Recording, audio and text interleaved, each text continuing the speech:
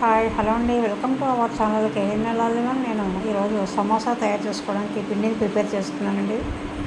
కొద్దిగా మైదా పిండిని దాంట్లో సాల్ట్ వేసి ఆయిల్ వేసి కలుపుకున్నాను.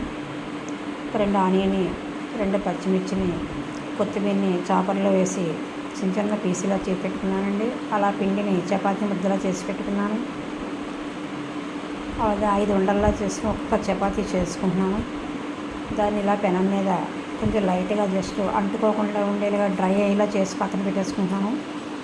ఇలా మొత్తం 5 చపాతీలు అయ్యాయి నాకు. అన్నీ కూడా అలా చేసి పెట్టుకున్నాను. ఆ చపాతీలన్నింటినీ ఒకదాని మీద ఒకటి కట్ చేసుకుని మొత్తం ఎడ్జెస్ అన్నీ కట్ చేసుకుంటున్నానండి. చతురస్రాకారంలో ఉండేలాగా 4 వైపుల ఎడ్జులు కట్ చేసుకుంటాను.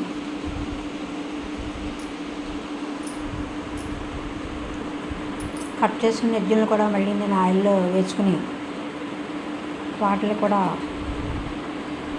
ఆనియన్ మిక్చర్లో కలిపేసుకుంటానండి.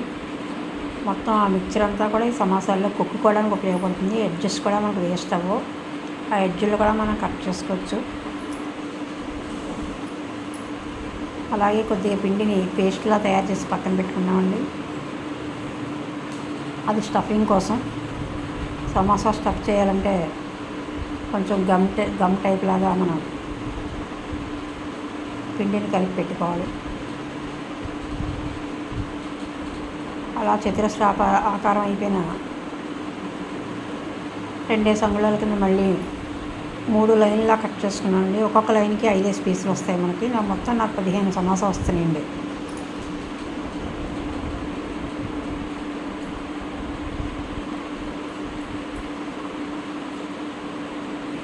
అలా కట్ చేసి ఉంచుకోవాలి. ఈ పీసులను కూడా మళ్ళీ చిన్న చిన్న పీసులను కట్ చేసుకుని ఆయిల్లో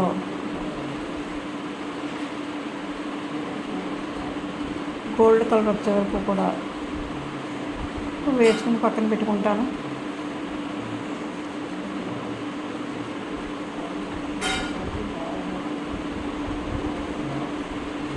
మొత్తం అలా కట్ చేసుకుని ఆయిల్లో డీప్ ఫ్రై చేసుకున్నానండి.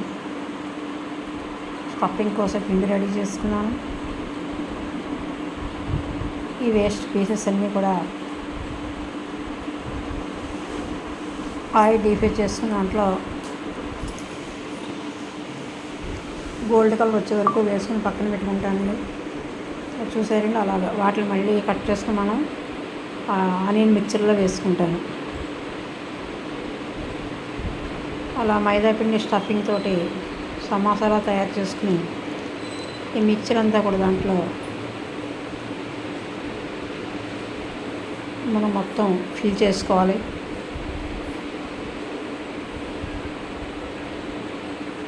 అలా ఫిల్ చేసుకుని ఆ పై ఎక్స్ట్రా పీస్ తోటి మనం ఫోల్డ్ చేసుకోవాలండి.